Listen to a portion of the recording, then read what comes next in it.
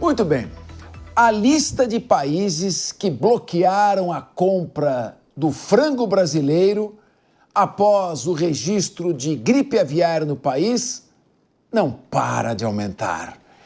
Os Emirados Árabes Unidos, que é o segundo maior cliente da exportação brasileira, foram incluídos agora na lista de embargo às exportações do frango do município de Montenegro.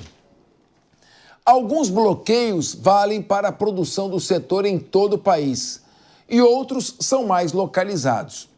Quando os bloqueios são aplicados apenas em Montenegro, o impacto das vendas para o exterior é praticamente zero, é só um município. A União Euroasiática, Europa e Ásia, agora está restringindo apenas as compras vindas do Rio Grande do Sul. Antes, a nação havia bloqueado a carne de frango de todo o Brasil. Paulo Loyola, há uma perspectiva de contornar logo esta crise ou está aumentando o número de países que embargam e, por enquanto, não há perspectiva, um sinal aí de esperança? Qual a sua opinião? Bem, Capês, essa é uma medida sanitária que os países tomam por padrão, né? A gente sabe porque se esse tipo de carne chegar a um outro frigorífico, contaminar as carnes deste outro frigorífico, esse país pode ter que, inclusive, sacrificar as próprias aves, não está conectado ao consumo da carne, não é que o consumo da carne com gripe aviária seja nocivo, pelo menos do que se sabe cientificamente sobre o assunto. Também já havia comentado isso aqui num programa anterior, já aconteceu outras vezes, o país já superou, não houve, até onde eu sei, se eu tiver errado, por favor, me corrijam, outro caso além do caso que houve no Rio Grande do Sul, recentemente. Do meu ponto de vista, é algo que foi bastante pontual e que tomara que a gente supere logo, porque isso tem um impacto econômico para os exportadores. Agora, também tem um impacto econômico para dentro do mercado nacional. Uma boa parte dos frigoríficos que não apresentaram nenhum tipo de problema e que hoje não estão podendo exportar para diversos países vão ter que vender isso para dentro do mercado nacional. A tendência é que isso gere um impacto de deflação no que se refere ao preço da carne de frango. Vamos precisar acompanhar isso aí também. Agora, Priscila Silveira, a primeira década desse milênio, né, 2000 até 2010, o Brasil estava surfando numa onda de importação de commodities por parte, sobretudo, da China. A China está entrando em recessão, agora vem a gripe aviária. Como é que ficam as perspectivas de controle do gigantesco déficit público num cenário como esse, que é pontual, mas ao mesmo tempo ele reflete um conjunto de situações e que está desequilibrando a nosso desfavor a balança comercial? Sim, é um problema, Capês, até porque representa 37% do comércio mundial, né? Então, essa exportação de frango tem uma relevância para o nosso país e, claro, que havendo a suspensão, até porque é importante também a gente dizer que eu acho que esse bloqueio, não é, na compra do frango é um protocolo sanitário internacional. Então, justamente na forma como aqui colocado pelo Paulo Loyola, para se evitar que se pulverize, né, de alguma forma, essa gripe aviária.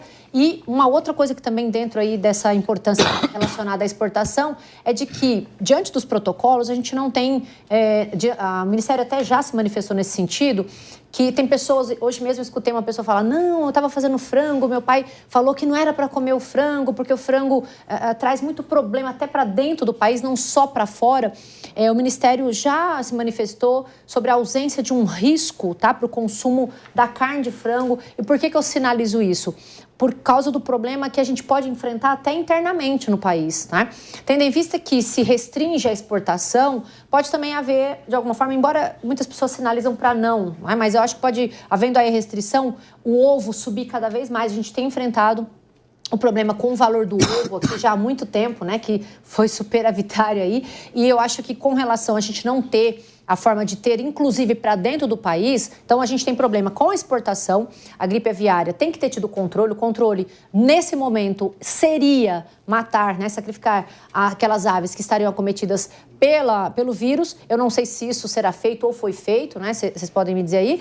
É a única forma de controle. Agora, não se pode negar que nós vamos ter problema, porque nós somos um dos mais, ou o maior, na verdade. O maior, né? O maior exportador dessa carne. Então, se não houver esse controle, a expansão, né, desse vírus, obviamente, se estende, e aí nós vamos sofrer cada vez mais também com a ausência ou restrição dessa carne para nós aqui no país. E como vai ficar, então, o valor do ovo, já que não está dando para... Né, o ovo continua alto. Eu acho que sim vai reverberar para nós logo mais se esse controle não for feito com uma certa urgência. Diego, o ovo subiu 43% de dezembro para cá. Pois 43%. Quero te ouvir. É a nova picanha, né, Capês? É a nova picanha. Capês, eu vejo também com muita preocupação, como disse aqui a Pri, como disse o Loyola, essa questão do embargo da carne de frango. Não acho que o mundo pode ficar sem a carne de frango brasileira, porque a Pri disse muito bem aqui, nós somos os maiores exportadores, mas eu acho que essa crise aviária, ela levanta um outro debate aqui que eu acho que é importantíssimo, porque o primeiro país a embargar as nossas exportações foi a China, e a nossa produção é majoritariamente ancorada no mercado chinês. E o Brasil já há algum tempo tem tomado essa postura de ampliar cada vez mais as suas relações com os chineses. E eu gosto sempre de lembrar o que a história nos ensina. A Venezuela era um país produtora de um único produto, exportadora de um único produto, que era o petróleo. Quando o petróleo teve uma crise, o país quebrou. O país se tornou o país miserável que nós temos no atual cenário geopolítico. Eu me pergunto até quando o Brasil não está expondo a sua balança comercial, se ancorando tanto no mercado chinês, dependendo cada vez mais dos chineses, tendo os chineses como parcela cada vez maior da nossa balança comercial. E quando surge uma crise, quando surge um problema, ou quando os chineses encontram uma alternativa às nossas exportações, isso acaba reverberando de forma muito grave aqui. Então, embargos a respeito de exportações são até comuns. Acontece em certos momentos do ano, ocorrem embargos em relação a algumas exportações. Mas quando toca o mercado chinês, sempre é algo que reverbera muito, como nós estamos acompanhando com o caso do frango. Então, eu acho que isso deve chamar a reflexão sobre a necessidade da gente cumprir aquela regra básica sobre economia, que é diversificar um pouco mais quem são os nossos parceiros, diversificar um pouco mais onde nós colocamos os ovos da nossa cesta. Muito bem. Luiz Augusto Durso. Capês, a notícia sempre preocupa, né? Uma diminuição de exportação. Nós somos, como bem disse a doutora Priscila, o país que mais exporta frango para o mundo. Então é um lado importante da nossa economia, mas medidas necessárias. Não adianta alguém aqui vir criticar. Os países estão, lógico, preocupados em questões sanitárias, porque levar essa gripe pode afetar também os frangos da região. Então, os bloqueios são necessários, até porque o mundo, eu sei que é uma analogia ruim, mas o mundo viu o que aconteceu com a pandemia, né? Esses vírus se espalham entre os animais também e pode ser catastrófico. Nós vimos também que os Estados Unidos sofreu também com a crise do ovo, etc. E são naturais dos tempos modernos. Hoje, esses animais, eles recebem antibiótico, recebem uma quantidade absurda de medicamentos, inclusive isso tem certo controle para não afetar a vida humana, né? Até para ver se não afeta ou quanto afeta, mas isso também vale lembrar, Capês, e trazer aqui para o nosso debate, reforça a necessidade de nós fiscalizarmos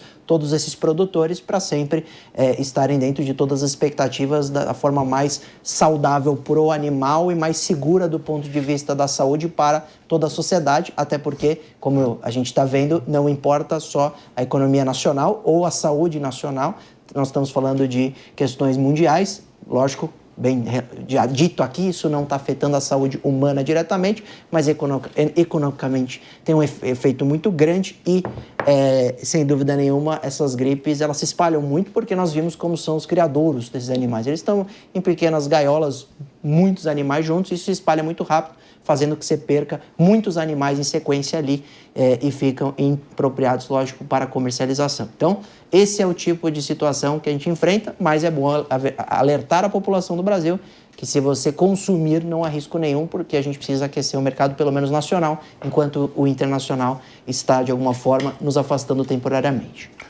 Paulo Loyola, durante a última visita do presidente Lula à China, ele fez um discurso com ataques indiretos aos Estados Unidos, especificamente ao Donald Trump, pedindo união dos países. Ele tem apoiado muito a criação de uma moeda dos BRICS, que é muito mal vista, aliás, pelos americanos.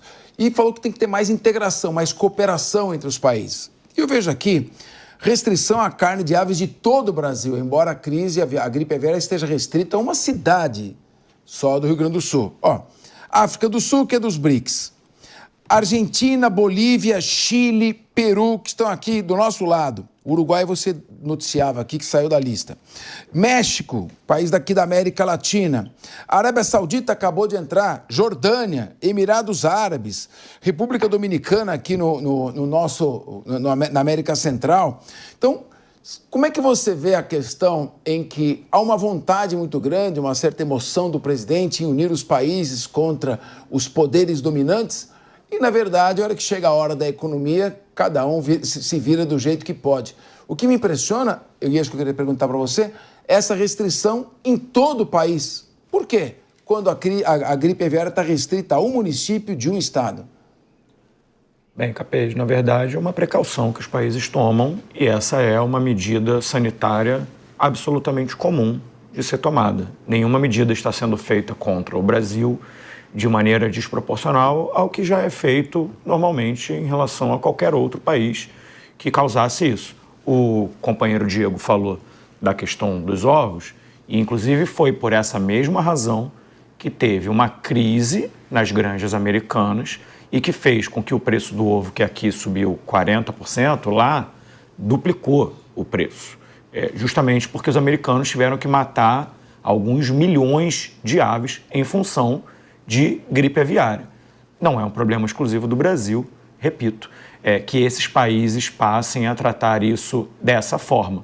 E sempre é importante lembrar, Capês, o interesse dos BRICS, que você muito bem coloca, ele se dá em função de que os Estados Unidos usam o dólar como um poder político para penalizar regimes que eles discordam, para obter vantagens financeiras. O sistema de trocas monetário internacional, o SWIFT, pertence aos Estados Unidos.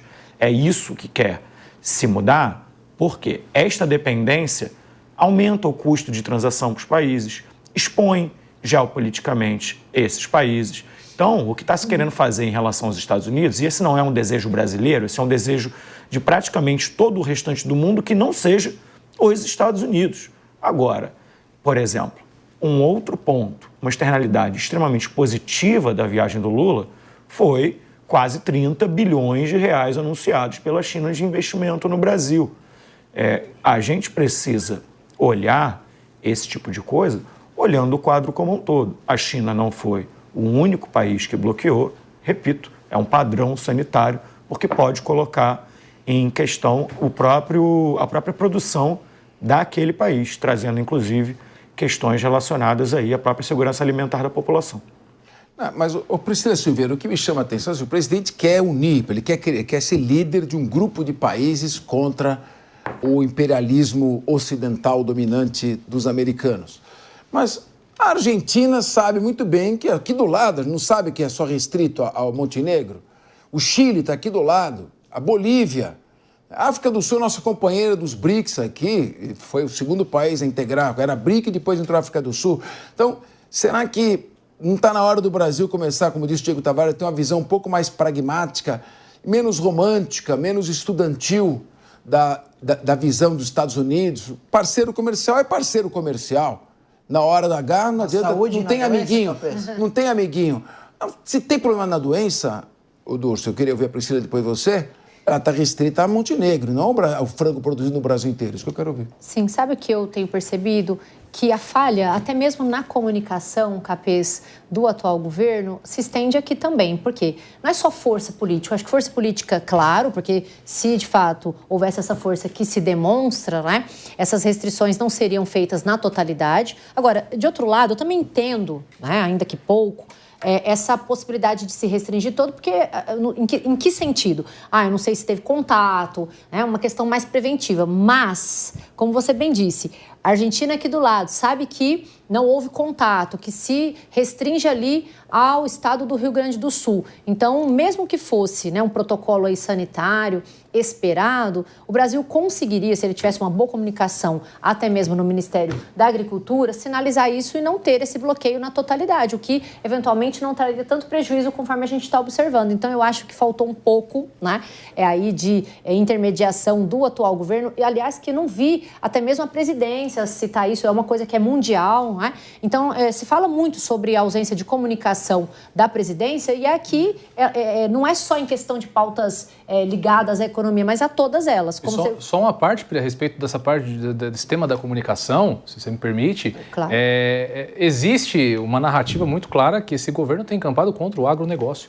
Então, há um distanciamento também entre o agronegócio e as nossas instituições de Estado, infelizmente, porque o agronegócio é a grande joia da coroa da nossa economia. O PIB de 2,9%, o aumento do PIB do ano de 2024, por exemplo, foi muito comemorado, mas pouco crédito foi dado ao agro, que naquela ocasião entregou uma safra recorde e colaborou muito para esse crescimento econômico do país. Ainda que um crescimento modesto, mas ainda assim um crescimento. O que nós não estamos...